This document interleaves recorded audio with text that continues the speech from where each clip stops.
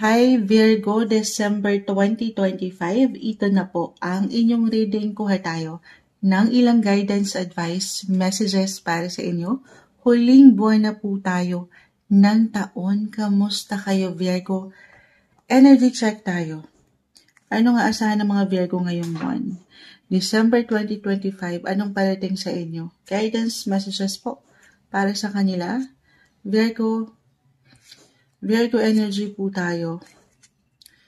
Virgo, December 2025, message for you. Ano nga asahan ng mga taong ito? Alam mo, I think from Aries hanggang sa inyo,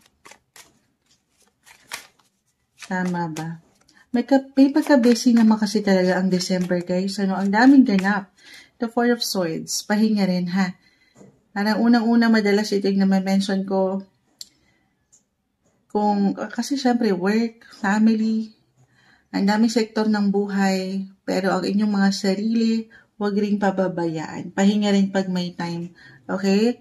Listen to your body as a Virgo, alam niyo na to. You're all about health, physically, mentally, emotionally, balance naman kayo dyan. Pero, ayan. Pero syempre, sa realidad ng buhay, lalo pa kung busy talaga, ang daming pwede ihain ng universe sa inyo. Minsan parang walang option. Wala akong option, Moonshot. Walang choice. Pero, take it easy, okay? Hanggat kaya, dyan pa lang, ang dami na sabi ni Moonshot. Very detailed-oriented naman kayo. Magplano para sigurado. Ayan. Para mas, alam mo yun, magkaroon naman kayo ng time. Maglaan kayo ng oras para sa sarili. Yung me time na deserve nyo. Okay, at tayo, Virgo, December 2025. Napakasipag ng ilang cards. Yeah, ito na. Add tayo. Paulit-ulit yung ibang card. Okay. Sinashuffle natin to. Sinashuffle natin every time. At the same time, ito na nga. Yes, pagod ako Moonshot, pero happy ako. Parang ganon. Dito ako lumalakas. O hindi nababaliwala yung bawat pagod mo, yung pagsusumikap mo. Yes po, maaring meron kang ilang napalagpas na ilang, marami kang pinalagpas na, for some of you, tayo ay general reading ha, na ilang special na okasyon, pero, alam mo yun, yung mga gusto mong marating, ma-achieve para sa sarili mo, kasi meron kang ilang priority, inuna sa mas practical. Oo. And this time claim natin na yan po ay hindi nababaliwala. May something strength sa kahinaan na yan. Sa kahinaan na yan, kung saan ka naging mahina, saan ka medyo bumaba ang enerhiya, may kapalit po. Nakalakasan. Okay? Ito na yun. 8, finances, money, abundance, i-claim na natin. Yung mga pinaghirapan nyo, pinagsikapan nyo. Tapos yung mga sarili nyong kagustuhan, minsan hindi nyo na naibigay sa inyong mga sarili. Kahit sa simpleng pahinga nga, Moonshot, wala na. So yan, ito. Kaya umangat siguro ang kalakasan at kahinaan. Yan po ay hindi nababaliwala ha. Parang ganun yung energy. This is you. Virgo. This is the sign of Virgo. Kayo na yan, the Magician. Kompleto, Ricardo. Makakompleto kayo. Makakompleto ang buhay niyo. Claim natin ito ha. Physically, mentally, emotionally, financially. Kayo na mismo ito. Walang kulang. Walang pagkalabis or pagkakulang. Mas magkakaroon kayo ng time or mas matutugunan nyo yung pangangailangan. Hindi lang dito sa ilang kagustuhan nyo. Pero sa ilang tao sa inyong paligid.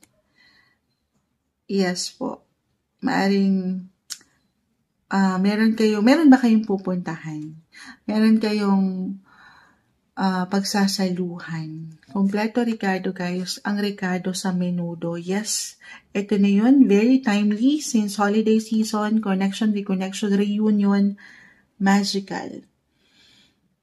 Maybe ito lang yung reminder na ay, teka, ito na. Ang hinihintay nyo na pagkakumpleto Meron kayong ma-achieve, matatapos, may completion. Very magical yung energy, guys. Walang tamis ito. Magiging sapat. Mapufulfill yung ilang pangangailangan. Emotionally, physically, financially, dyan po yung lahat. So, parang kailangan pa ba natin magdagdag ng cards? Kasi nagsikap kayo, napagod kayo, naging busy kayo. At ito this time, lalakas na ang inyong mga enerhiya or sadyang mapapalakas nyo yan. Meron akong kasiyahang nakikita, hindi lang para sa sarili nyo. Kasi bakit kayo nagsikap? Bakit kayo nagpagod? Para dito sa gusto nyong ma-reach or gusto nyong ma-achieve. Ngayong December, maaring plano na ito ng ilan sa inyo. As a Virgo, as a Virgo, very detailed-oriented kayo. Planners, mga planner kayo Mahilig kayong magplano.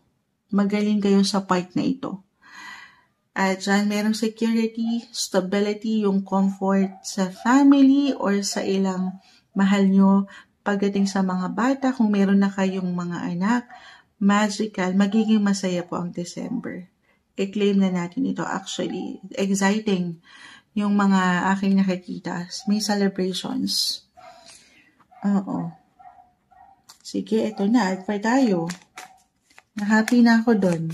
Ano kailangan marinig? You will have fun, enjoyment, ang ating nakikita dito. Gaano man, guys ha, sa realidad magkakaiba po ang bawat isa. Gaano man kaliit or kabongga ang selebrasyon na ito. Pero may fulfillment, contentment. Ten of Pentacles, abundance, happiness, family, home, judgment, wheel of fortune, guys. Ang ganda. Oo. Alam ko matamis, pero may pa-bonus. Why not? Meron kayo isi-celebrate sa pamilya. Ay, dito na yun. Bonus, commission, promotion. Yes po, ito depende sa inyong sitwasyon sa trabaho ha.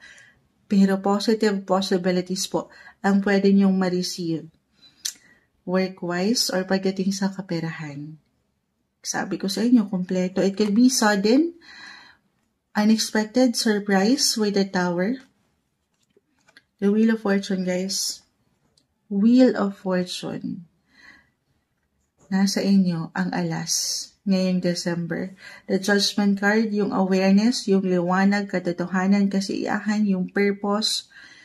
Patuloy kayong susubok. Mula sa ilang pagsubok, umangat na naman kasi si Eight of Cups.